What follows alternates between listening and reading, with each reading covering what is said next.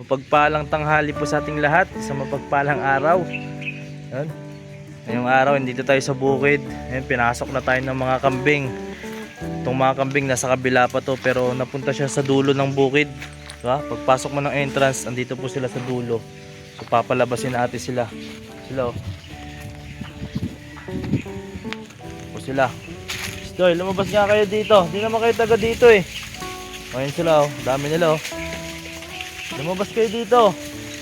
Eh, hindi na palang kambing to, meron pang tupa. Alam ko tupa to kasi grabe yung balat oh, makita niyo po. Ayun oh.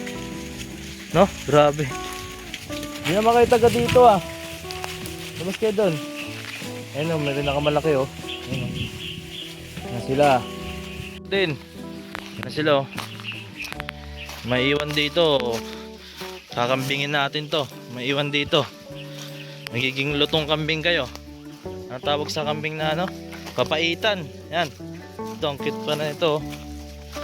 Ah, grabe. Pinasok na yung bukid namin. Shhh! Lumabas kayo doon, lumabas. O na, lumabas ka na. Huwag ka na mag-ingay. Shhh!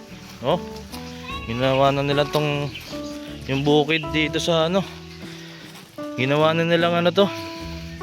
Kainan. Habitat. Grabe nangyari sa bukid namin, no. Oh, gusto pa na ito uminom, oh. Ito lang, isa lang yung kambing namin dito eh, itong nakatali. Yan. Ayun na sila.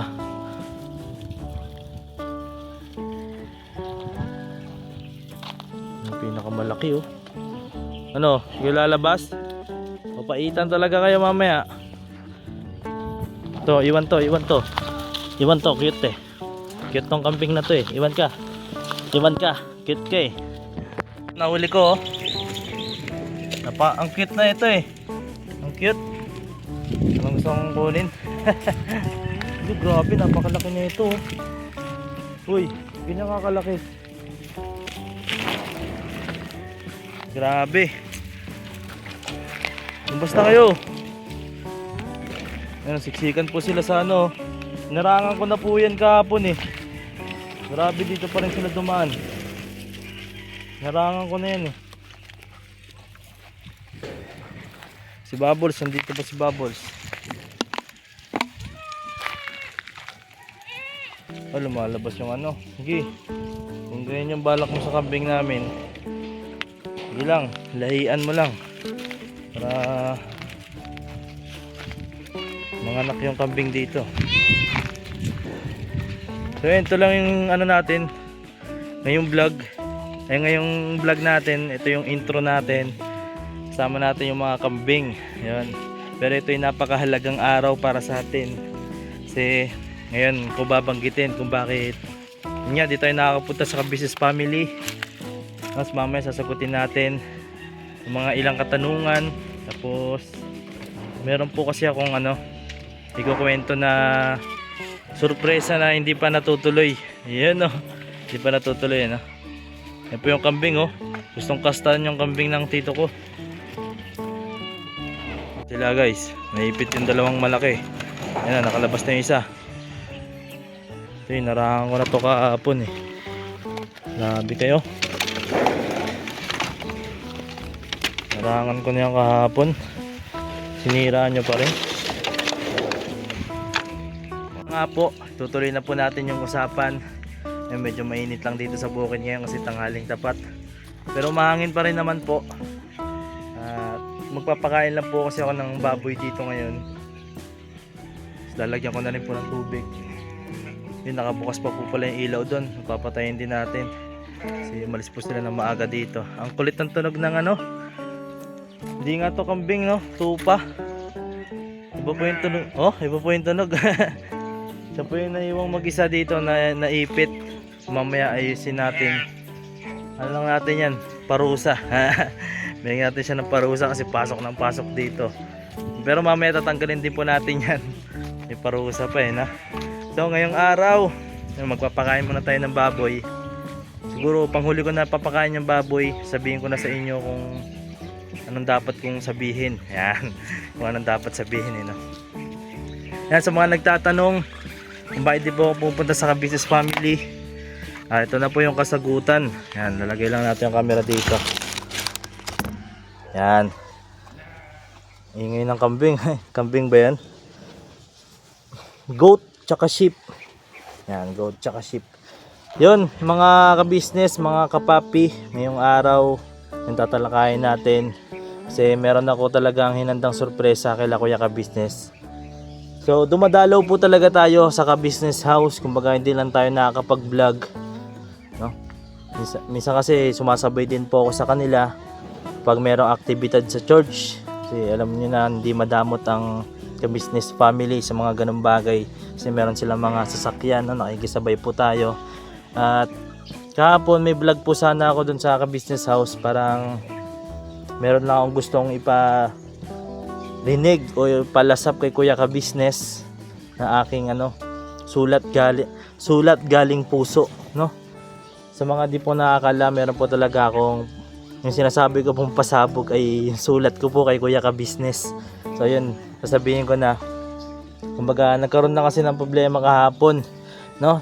Ang ganda naman okay naman po yung sulat ko, kaya nga lang ipapamonetize ko na po ay nagkaroon ng copyright. Kala ko po kasi walang copyright nung una, diba? Tinesting ko pa po, kala ko talaga walang copyright, pero ganun talaga, may mga ganun problema. Pero at least kung ano yung nais kong sabihin ng aking puso ay naisulat ko na ng may mga tugma. Kaya di na ako mangangamba kung maghahanapan na lang natin ng maayos na beat yun. At syempre yung boses, yung tema ng background music natin ay syempre hahanapan pa rin natin ng mas malupit pa. At yun, pumunta tayo sa Ka-business house kahapon. Kasi hindi po natuloy yung vlog na yun kasi may copyright po sa dulo, pero ipapakita ko po yung onting clip, no? Siguro kung wala sila doon ay dito matutuloy, pero kung napanood nyo man, ito natuloy na po. Kasi ngayong araw ay syempre di lang tayo basta bibisita. Kumbaga may gusto kong iparinig kay Kuya Ka-business, kung ayos ba sa kanyang panlasa, sa kanyang pandinig, no? Sa mga di po nakakalam ay yari na po ang aking gawang kanta kay Kuya Ka-business. Ay yun, para po ito kay Kuya Ka-business at mapapainggan nyo po ito sa dulo ng aking vlog, kasi alam ko wala po tong copyright, no? Hindi po natin na-upload, pero yun, nagpapasalamat pa rin po ako sa mga nag-comment, no? Sa mga bumati po sa aking magulang, sa aking mama ng birthday niya po ng February 28. Ang totoong birthday po ni mama ay February 29, sa mga nakakaalam po. Baga sinelebrate na ng 28. Kasi siguro ganun po talaga, no? Minsan lang po magkaroon ng February 29, pero sa susunod na taon meron na daw po. Kaya abang-abang po sa mga aganapan. Siyempre din natin hayaan na ganun na lang yung celebration natin. Kasi minsan lang ang birthday ni mama, no? So yun, kaya ako to ginawa yung kanta para kay Kuya, kasi gusto kong pasalamatan ang isang Kuya Ka-business na sa kabila ng lahat, no? Noon pa man gumagawa na ako ng mga kanta, no? Bilang nandun tayo sa Ka-business family, pagpapakita ko ng talento, no? Pero ngayon iba kasi na ngayon, no? Iba na po yung aking layunin, kundi ang pagpapasalamat kay Kuya Ka-business at syempre sa mga pinagdaanan ng kanyang journey. At doon po, abangan nyo po yung sulat ko kung paano ko pagsunod-sunurin o talakayin yung mga nangyari gamit sulat ng aking puso. Yun, madadama nyo po yun. Pinapainggan nyo na po, kaya abang-abangan nyo po, kasi ibang klaseng Kenneth na po yun. Hindi na po medyo. No, ang ingay po ng no? Hayaan lang muna natin siya. Tapusin lang po natin tong vlog. Yan, sinulat ko po yung kanta na yon para kay Kuya Ka-business bilang pagpapasalamat. Unang-una sa lahat, no? Tinanggap tayo sa Ka-business family. Siyempre, nagkaroon tayo ng YouTube channel. At yun, bilang pagiging ka-business pa rin sa kabila na nangyari po sa amin, no? Alam nyo naman po yun, na kababaang loob ng isang Kuya Ka-business na kahit anong mangyari, may tumalikod man sa kanya sa mga hinaharap, ay handa niya pa rin harapin pag nagkaharap handa niya pa rin yakapin. Yan, merong mga linya doon na bumakat para sa akin, no. So yun, magpapakain lang po ako ng baboy. Sasama ko na rin po para medyo maba itong vlog, kahit na walang nagko-comment about dito, no.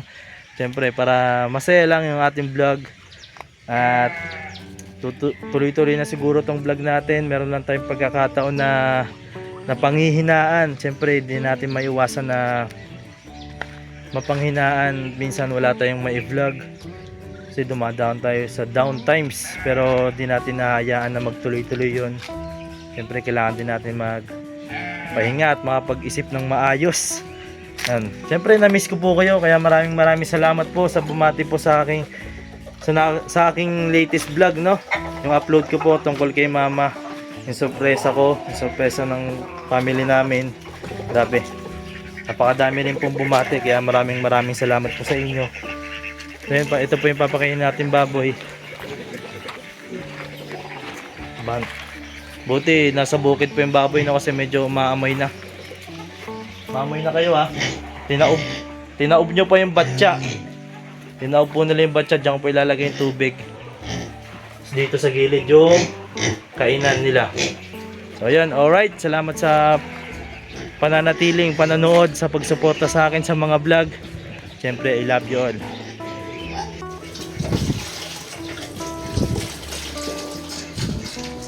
Pumasok tayo sa loob. Yun, oh. Nakakain na po sila. Uminom na rin ng tubig. Sunod na to si Doggy. Tsaka si Bubbles. Bubbles! Jump, Bubbles, jump.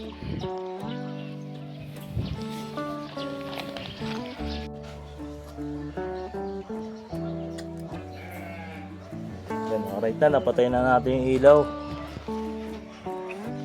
Diretso na rin po tayo sa kila Tricia. Kasi day off niya po ngayon. Gusto niya magpasama. So yun, salamat po sa panonood po. Maraming salamat. So yung mapapakinggan yung kanta kay Papa Dins muna. Siyempre, abangan nyo po yung kanta kay Kuya. Gaano ka drama, gaano ka ganda, gaano ka emotional. Yan. Alright. Salamat sa panonood po.